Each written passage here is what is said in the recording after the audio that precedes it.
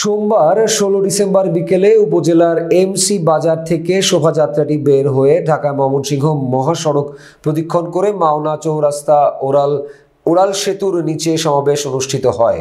এ সময় সমাবেশে জেলা যুব দলের যুগ্ম আহ্বায়ক আরিফুল ইসলাম সরকারের সঞ্চালনায় প্রধান অতিথি হিসেবে বক্তব্য রাখেন বাংলাদেশ জাতীয়তাবাদী বিএনপির কেন্দ্রীয় সহ স্বাস্থ্য বিষয়ক সম্পাদক অধ্যাপক ডাক্তার রফিকুল ইসলাম বাচ্চু।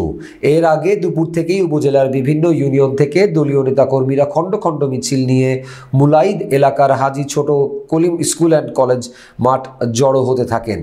এছাড়া সন্ধ্যা 7:30টার দিকে শ্রীপুর রেলওয়ে স্টেশনে শীতার্ত ছিন্নমূল মানুষের মাঝে শীতবস্ত্র বিতরণ করা হয়।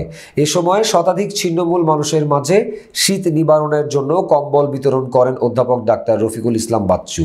এ সময় তার সাথে দলীয় নেতাকর্মীরাও উপস্থিত ছিলেন।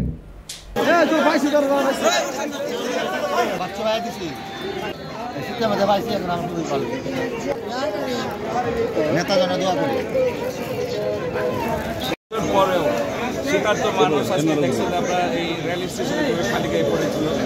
আমরা চেষ্টা করেছি যে শতাধিক মানুষকে কিছু কম্বল দিয়ে তাদের শীত নিবারণ করার চেষ্টা করেছি। এটি মূলত আমাদের মহান বিজয় দিবসে একটি ক্ষুদ্র প্রয়াস। আমরা চেষ্টা করব যে আগামী শীতে এই কর্মসূচিটা আমরা চালিয়ে যাব। আমরা যে বিভিন্ন ইউনিয়নে গ্রামে গঞ্জে আমরা চেষ্টা করব যে এই কর্মসূচি আমরা চালিয়ে যাব।